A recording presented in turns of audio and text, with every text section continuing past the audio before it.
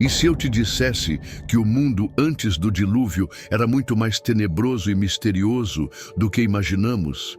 Que existiam gigantes vagando pela terra e pessoas vivendo por quase 1000 anos?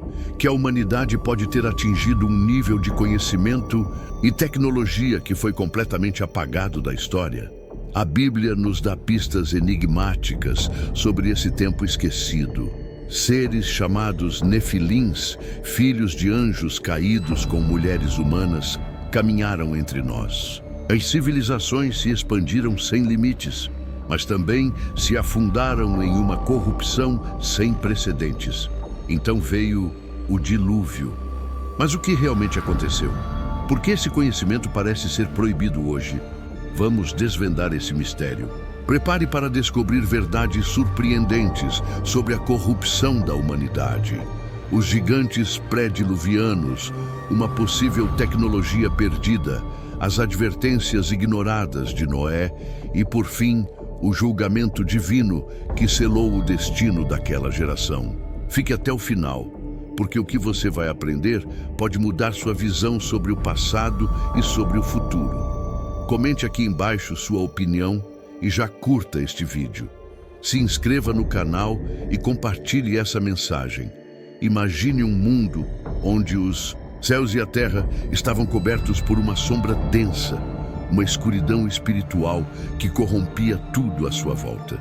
A terra, criada com perfeição por Deus, agora era dominada por uma força maligna que consumia o coração de cada ser humano. A humanidade, longe da luz divina, estava caindo em um abismo de imoralidade e violência. Mas não eram apenas as pessoas comuns que ameaçavam a ordem do mundo. Algo ainda mais aterrador estava à espreita.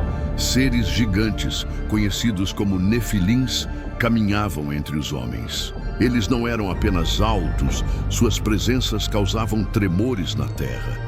Os Nefilins, seres gigantescos e temidos, eram filhos de anjos caídos, conhecidos como filhos de Deus, que desobedeceram à ordem divina.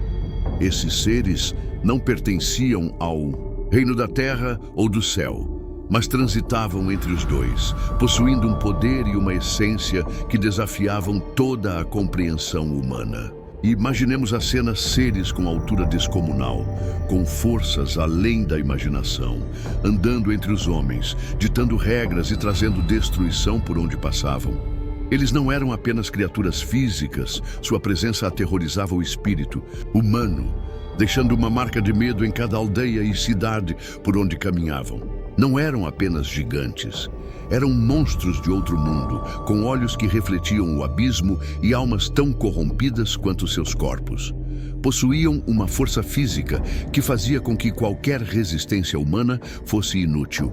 As lendas de seu poder corriam de boca em boca, mas ninguém ousava enfrentá-los. As próprias leis da natureza pareciam se dobrar diante deles. Gênesis capítulo 6, versículo 4, descreve os Nefilins como heróis da antiguidade, homens de renome. Mas que tipo de heroísmo era esse? Um heroísmo marcado pelo medo, pela crueldade e pela destruição. A Bíblia nos dá uma pista, mas o que resta nas entrelinhas é ainda mais aterrador. Esses seres não eram apenas humanos gigantes, mas desafios diretos à ordem divina. Tinham um poder sobrenatural. De onde veio esse poder? Como seres celestiais, os filhos de Deus que desceram à terra eram diferentes de tudo o que a humanidade conhecia. Esses anjos, que se corromperam ao desobedecer a Deus, trouxeram consigo uma sabedoria maléfica, algo que parecia mais uma praga. Não apenas suas descendências eram monstruosas, mas o próprio legado de seu pecado deixou marcas profundas na criação. O próprio planeta pareceu ser moldado para acomodar esse poder distorcido à medida que o mal se espalhava, transformando a Terra em um lugar irreconhecível. O que é ainda mais perturbador é que os Nefilins não estavam sozinhos. As nações se aliaram a eles, como se fossem seduzidas pela promessa de poder absoluto. O preço? A perda da humanidade. As sociedades, antes governadas por valores de compaixão e respeito, agora eram lideradas por essas forças perversas que inspiravam temor e obediência absoluta. O medo fazia as pessoas se ajoelharem diante desses seres sobrenaturais, até que os próprios conceitos de moralidade se desfizeram completamente. O amor foi substituído pela tirania, a sabedoria pela enganação. O medo tornou-se uma nova religião. Mas como tudo na vida, o poder absoluto tem um preço. As alianças entre homens e nefilins começaram a rachar. O egoísmo e a ambição desenfreada geraram traições e intrigas. O que antes parecia uma união inquebrantável começou a se fragmentar à medida que os gigantes projetavam mais e mais. A humanidade, seduzida por promessas de poder e imortalidade, viu-se atada a uma aliança com o mal que não podia ser desfeita. E essa corrupção tinha um preço tão alto que a destruição de tudo o que era bom tornou-se inevitável. Algo ainda mais perturbador estava se revelando nas sombras, uma tecnologia avançada que deveria ter sido uma vitória para a humanidade, mas que, em mãos erradas, se transformou em uma maldição. A Bíblia não fala abertamente sobre essas invenções, mas há garantias de que nos levam a crer que a humanidade, sob a influência dos nefilins e dos filhos de Deus, alcançou níveis de conhecimento e habilidades que ultrapassaram qualquer coisa que pudéssemos imaginar. Era uma tecnologia não só física, mas também espiritual e sobrenatural. Uma tecnologia que desafiava as leis da natureza e que podia manipular os elementos, curar, destruir e até mesmo controlar a própria vida. Na construção de grandes monumentos e cidades, encontramos vestígios de uma engenharia tão precisa e complexa que não condiz com o nível tecnológico da época, especialmente se considerarmos as dificuldades do período pré-diluviano. Estruturas como pirâmides, fortalezas e artefatos com formas geométricas perfeitas sugerem que havia conhecimentos de matemática avançada, astronomia e até de manipulação de energias que deveriam estar além do alcance humano. Era como se as leis naturais criadas por Deus fossem subvertidas para fins egoístas e malignos. Os nefilins, com sua sabedoria corrompida, ensinaram os humanos a dominarem forças da natureza que não deveriam ser controladas. Falar em energia pode ser um conceito moderno, mas imagine por um momento um mundo onde a humanidade sabe manipular o fogo, a eletricidade e até mesmo a energia vital das pessoas. Esse conhecimento, levado por essas entidades caídas, foi usado para a opressão, criando máquinas de destruição, armas que desintegravam tudo em seu caminho e artefatos mágicos que usurpavam os poderes de Deus. Essas invenções não eram apenas ferramentas, elas dominavam a própria natureza, como se os homens, influenciados pelos nefilins, tentassem brincar de deuses. No entanto, essa busca por controle absoluto teve consequências catastróficas. A natureza se rebelou contra esses experimentos, criando distúrbios cósmicos, cataclismos naturais e um desequilíbrio que destruiu as próprias bases da criação. O que foi feito não poderia ser desfeito. Mais aterrador ainda é que as próprias criaturas, antes pertencentes à criação de Deus, agora eram manipuladas e corrompidas. O homem não só havia adulterado a natureza, mas também seus próprios corpos e almas.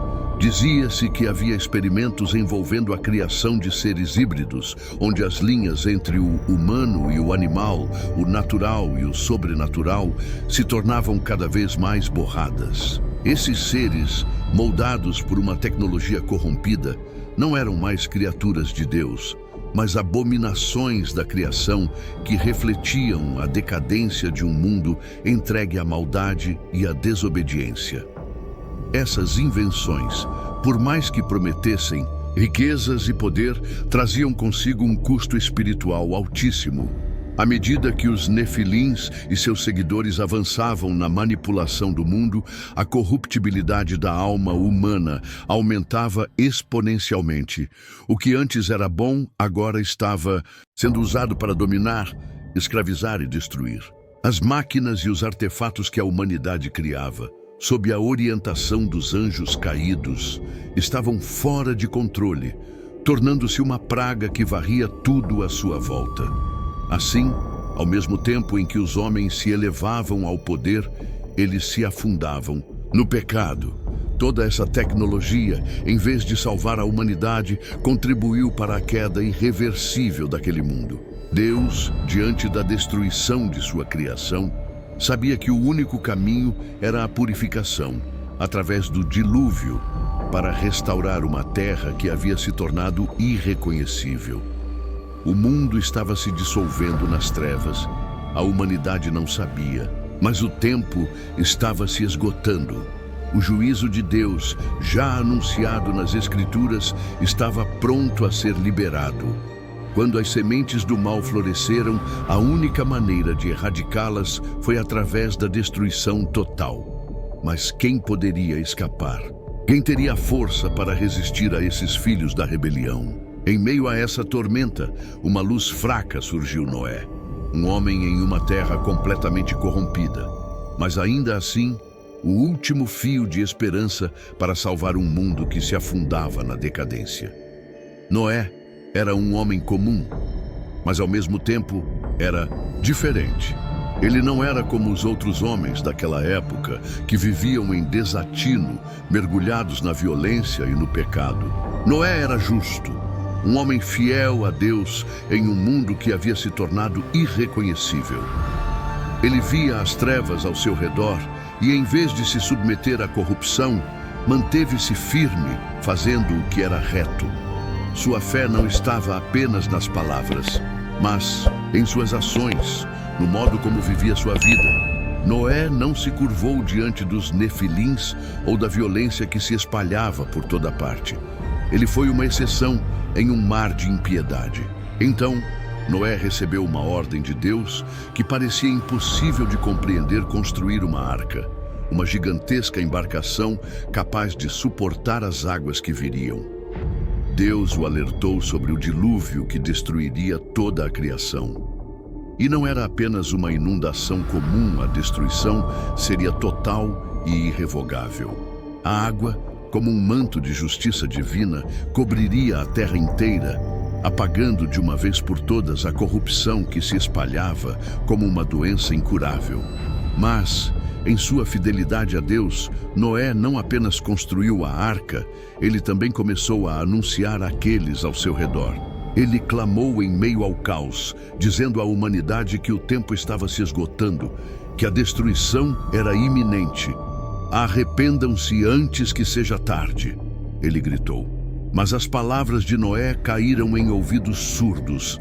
A humanidade, completamente envolvida em sua própria decadência, zombou dele. Os nefilins, com toda a sua força e poder, riam de Noé e de suas advertências. O povo que ainda restava na terra estava tão enraizado no pecado que não compreendia a gravidade da situação. As advertências de Noé foram ignoradas, como um eco perdido na tempestade. Enquanto o mundo o ignorava e as pessoas se entregavam aos seus prazeres e desejos, Noé continuava a construir a arca sem desanimar. Ele sabia que a tempestade estava se aproximando, mas sua fé nunca vacilou. Ele era o último fio de esperança para a humanidade. À medida que os anos passavam, o cenário se tornava ainda mais sombrio. O pecado se multiplicava como uma praga, e a violência parecia ser a única linguagem que os homens conheciam.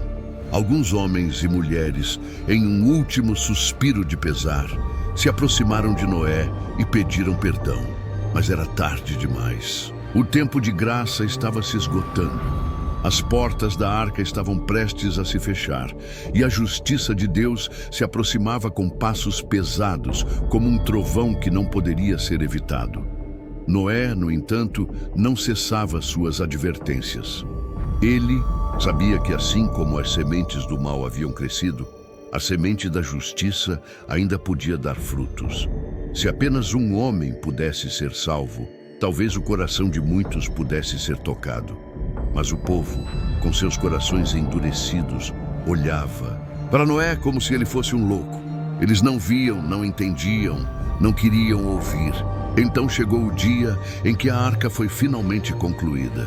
Noé e sua família, os únicos justos, entraram.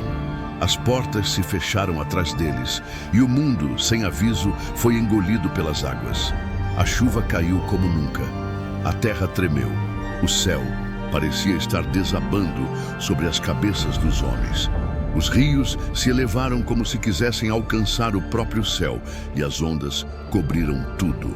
Não houve escapatória. Noé havia anunciado, ele havia clamado, mas a humanidade escolheu não ouvir. Agora, as águas estavam se levantando, e o juízo que se aproximava não poderia ser evitado.